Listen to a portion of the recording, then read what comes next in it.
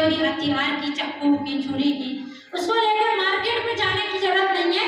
आप उसी में ऐसे करने से उसकी धार बन जाएगी। तो इजरायली लोगों के पास में ये रेती था और उनके पास में हथियार नहीं था, इसलिए वे शांति से बैठे थे। Hallelujah, hallelujah. और अभी आप सोचो, आप विचार करो, दो युद्ध के लिए दो जातियां आमने सामने हैं और ये इजरायली लोग डर के मारे बैठे हैं कि हमारे पास हथियार नहीं है, और फलिस्ती लोग पूरी तरह से चढ़ाई करने के लिए तैयार हैं। और यहाँ पर अभी इजरायलियों में से किसी की हिम्मत नहीं हो रही है। जैसे हम फलिस्ती लोगों की लड़ाई, जब गोलियत भी आया था साथ में, जब भी देखते हैं तो तब भी इजरायली लोग चुपचाप से बैठे थे ना। फलिस्ती लोग क्या देख रहे थे कि इजरायली लोग चुपचाप से बैठे हैं, और वो फलिस्ती गोलियत आकर रोज ललकारता था। कितने दिन तक ललकारा? कितने दिन तक ललकारा था उसने? 40 दिन तक आकर ललकारा था, तुम में से किसकी हिम्मत है आकर मुझसे लड़ो, मुझसे लड़ो बोल के 40 दिन तक वो ललकारा। यहाँ पर भी कई दिन से ये लोग बैठे हैं और इनमें से किसी की हिम्मत नहीं हो रही है। लेकिन यहाँ पर एक व्यक्ति जो योनातान है, हमने आगे पढ़ा, योनातान ने इस विषय के लिए हिम्मत जुटाई। उसका पापा अपने लोगों के साथ चुपचाप बैठा, क्योंकि वो जाने के लिए डर रहे हैं, हमारे पास हथियार नहीं है, हमारे पास में ज्यादा सोर्स नहीं है, हम कैसे जीतेंगे करके, इसलिए वे चुपचाप बैठे। लेकिन यहाँ पर एक व्यक्ति जो योनातान है, वो हिम्मत जुटाता है और अपने हथियार ढोने वाले से क्या कहता है, वो क्या कहता है उसको पढ़ के मैं आपको बताती हूँ। 6वें वचन में ऐसे लिखा, 14 के 6 में, तब योनातान ने अपने हथियार ढोने वाले जवान से कहा, आ हम उन खतना रहित लोगों की चौकी के पास जाएं, क्या जाने यहोवा हमारी सहायता करे, क्योंकि यहोवा के लिए कोई रुकावट नहीं कि चाहे तो बहुत लोगों के द्वारा चाहे थोड़े लोगों के द्वारा छुटकारा दे। हालेलुया।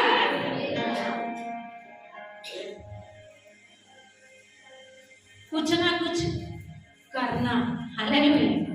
जब सब लोग कुछ नहीं कर रहे हैं तब हमको कुछ ना कुछ करना। Hallelujah, hallelujah. नींद आ रही किसी किसी को?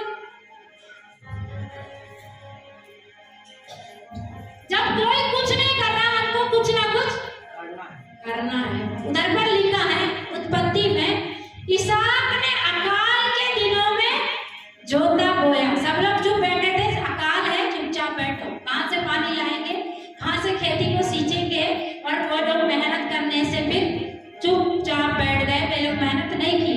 लेकिन वचन ऐसे बताता है, अकाल के दिनों में भी इसहाक ने जोता बोया। कौन करेगा ऐसा? कोई बेवकूफ बोलेगा ना, भी इतना भारी अकाल है, तुम क्यों खेत में जाते हो और जोतते हो और बोते हो, ऐसे बोलेंगे ना, कहाँ से पानी लाएगा। लेकिन उसने विश्वास से मौका, विश्वास करने वालों को लोग ऐसे पागल बोल सकते हैं। यदि आप विश्वास में चलते हैं, आपको लोग पागल बोल सकते हैं। Hallelujah, praise the Lord. यहाँ पर सब लोग चुपचाप बैठे हैं, निराशा में हैं, लेकिन यह एक व्यक्ति कहता है, चल अपन जाकर चढ़ाई करते हैं। हालेलुया। क्या कह रहा है वो? कितने लोग गए फिर? 2 लोग। कुछ ना कुछ करना अच्छा है, चाहे छोटा करते चाहे बड़ा करते, जो परमेश्वर ने दिया उसको करना जरूरी है। कोई कर रहा या नहीं कर रहा। हालेलुया। मैंने एक बहन की गवाही पढ़ी, उन्होंने बताया, उन्होंने वो चर्च में सिर्फ झाड़ू पोछा लगाते थे। तो उनका काम था, वो आंटी थी वो, मतलब और बुजुर्ग हो गई थी, वो कलीसिया में आकर झाड़ू पोछा लगाती थी। झाड़ू पोछा खुशी से लगाने वाले, ठीक है, कुड़कुड़ाना नहीं, आशीष नहीं मिलेगी नहीं तो। झाड़ू पोछे के लिए नौकर रख सकते हैं, लेकिन फिर वो नौकर आशीष ले जाएगा, आपको आशीष नहीं मिलेगी। इसलिए हम लोग गरीब नहीं है, हम रख भी सकते हैं, पर हम नहीं रखेंगे, क्योंकि चर्च की सफाई करना हमारी जिम्मेदारी, हमारा काम है। आप नहीं करेंगे तो हम करेंगे। Hallelujah, praise the Lord. वो उन्होंने बताया कि वो सिर्फ सिर्फ झाड़ू पोछा करते थे। और उन्होंने बताया, पास्टर को आगे बताया, मैं सोई थी और मैंने एक स्वप्न देखा, स्वर्ग में सब लोगों की बड़ी लाइन लगी है और सबके पास में गेहूं का ऐसा पुलिया है। पुलिया मतलब समझता है, गट्ठा। गेहूं का क्या है? गट्ठा ना, काट के ले जाते हैं उसको गट्ठा ही बोलते हैं ना।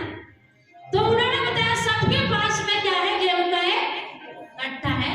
लेकिन मैं जब देखी तो मेरे हाथ में थोड़े गेहूं के दाने। क्या देख रही थी वो?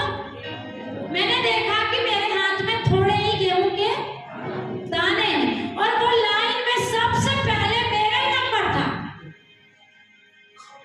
और मैं कांप रही थी, डर रही थी कि सबके पास इतने बड़े बड़े गट्ठे हैं और मेरे पास में थोड़े से दाने, इसलिए मैं अंदर नहीं गई। उन्होंने बताया सब चले जा रहे थे, सब मेरे से आगे निकल के जा रहे थे, लेकिन फिर मैं भी हिम्मत जुटा करके गई। तब प्रभु को मैंने वो गेहूं के दाने दिखाई तो प्रभु ने मुझे बोला, तू थोड़े में विश्वास योग्य रही, इसलिए मैं तुझे अधिक वस्तुओं का वारिस। और फिर उन्होंने बताया कि एक हफ्ते बाद वो स्त्री मर गई। हालेलुया। वो बुजुर्ग आंटी एक हफ्ते बाद मर गई। तो उसके पास थोड़ा था पर उसमें वो क्या रही? ईमानदार रही। थोड़े में क्या रहना है? ईमानदार। थोड़ा सा काम है, थोड़ा छोटा सा काम है, उसमें भी क्या रहना है? ईमानदार। Praise the Lord. दाऊद थोड़े में ईमानदार था। जानते हैं, आपने कभी पढ़ा है? वो जब युद्ध की जगह में टिफिन देने गया था भाइयों के पास में, तो उसके भाई लोग उसको चिढ़कर बोलते, क्यों तू थोड़ी सी भेड़ बकरी किसके हवाले छोड़ाया है? इधर युद्ध में लड़ने के लिए आया है और थोड़ी सी भेड़ बकरी किसके हवाले? पर वचन में आप अच्छे से पढ़ो, वहां पर लिखा है वो अपनी भेड़ बकरी किसी को सौंप कर गया था, छोड़कर नहीं। वो ईमानदार था, तो छोटे काम। हालेलुया। इसका मतलब तो उसके पास बहुत सारी भेड़ बकरी नहीं थी, थोड़ी थी, पर वो उसमें भी क्या था? ईमानदार था। और आप पढ़ना, ये समूएल की पुस्तक में ही वो आपको मिलेगा। वो अपनी थोड़ी सी भेड़ बकरी जब वो युद्ध की जगह में गया था तो किसी को सौंप कर गया था।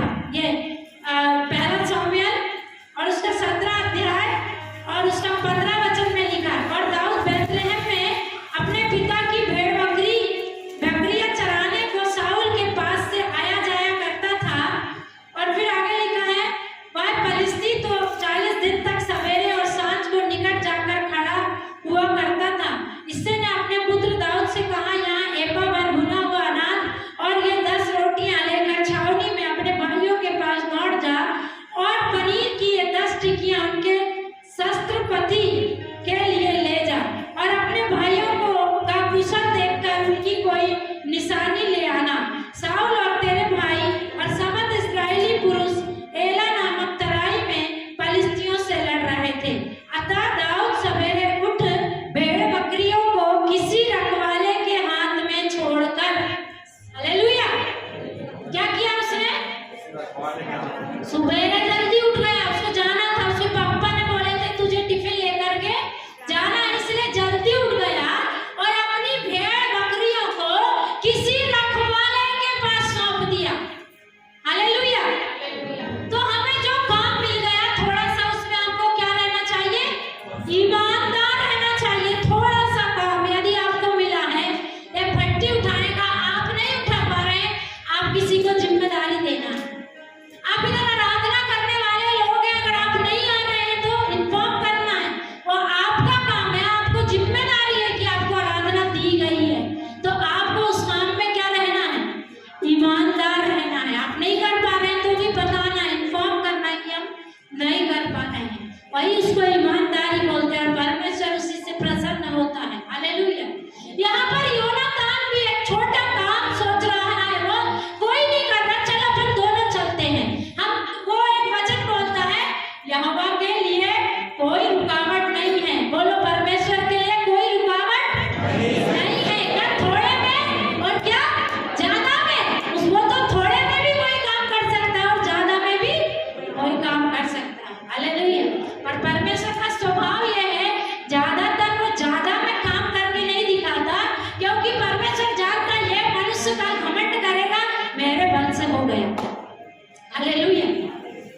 इसलिए पौलुस कहता है मैं जब निर्बल होता हूँ तब मैं बलवान होता हूँ। हमारी निर्बलताओं में उसकी ताकत दिखाई देती। हम सोचते हैं हमारे बल से कर लेंगे तब नहीं कर पाएंगे।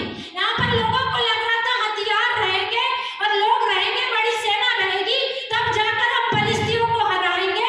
लेकिन ये एक व्यक्ति अलग विश्वास रखने वाला था, ये एक व्यक्ति अलग बात पर बिलीव करने वाला था। ये कहता परमेश्वर के लिए कोई रुकावट नहीं है।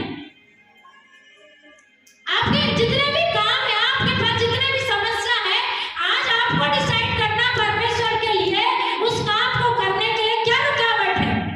परमेश्वर को कोई रुकावट नहीं है, पर कभी कभी हम रुकावट बन जाते हैं। हम कुछ नहीं करना चाहते। वहां पर जब सब लोग कुछ नहीं करना चाह रहे थे, तब योनातान कुछ किया। उसने एक डिसीजन लिया। उसने अपने हथियार ढोने वाले से कहा चल अपन चलेंगे, और वो भी मान गया, चल अपन दोनों चलेंगे, और वे लोग दोनों चले गए। हालेलुया। जब कोई कुछ नहीं कर रहा, हमको कुछ करना। हालेलुया। आगे आप घर जाकर पढ़ना, वहां पर प्रभु ने योनातान के द्वारा फिलिस्तियों को हरा दिया। हालेलुया। दो व्यक्तियों के द्वारा फिलिस्तियों की इतनी बड़ी सेना को परमेश्वर ने हरा दिया। हमारा परमेश्वर ऐसे काम करता है। हालेलुया। Praise the Lord. वो क्यों काम करता है? क्योंकि योनातान को एक बात पता थी और दाऊद को एक बात पता थी। वो वहां पर लिखी, मैं अभी बताती हूँ आपको और मुझे। एक बात पता होना चाहिए, हम लोग जीती हुई टीम में हैं। हालेलुया। पता है आपको कौन सी टीम में हो आप? फिर भी कुछ लोग बोलना नहीं चाहते हैं। कौन सी टीम में है हम? हम जीती हुई टीम में। जय हमारी ही है। उसका निशान क्या है? उसका निशान यहाँ पर दाऊद भी बताता है, योनातान भी बताता है। वो लोग क्या बोलते हैं? उन खतना रहित लोगों के बीच में। और दाऊद भी जब वहां पर गया था तो दाऊद कहता है वो खतना रहित फिलिस्ती कौन है? जो जीवित परमेश्वर की सेना को ललकारता है। मतलब खतना मतलब वाचा। वाचा परमेश्वर के साथ मेरी वाचा है तो वो मेरे पक्ष में है। बिना वाचा के लोगों के साथ परमेश्वर उनके पक्ष में नहीं है। जब परमेश्वर मेरे पक्ष में है तो विरोध में कौन खड़ा रहेगा? हालेलुया। मेरे और उसके साथ में वाचा हुई है। हम नए नियम के लोगों के साथ में यीशु मसीह पर विश्वास करने के द्वारा लहू के साथ एक नई वाचा में हम बंधे हैं। जब हम प्रभु गोद लेते हैं तब हम यीशु मसीह के वचन को देखते हैं। वो अपने कटोरे में से लेते हुए कहता है ये मेरे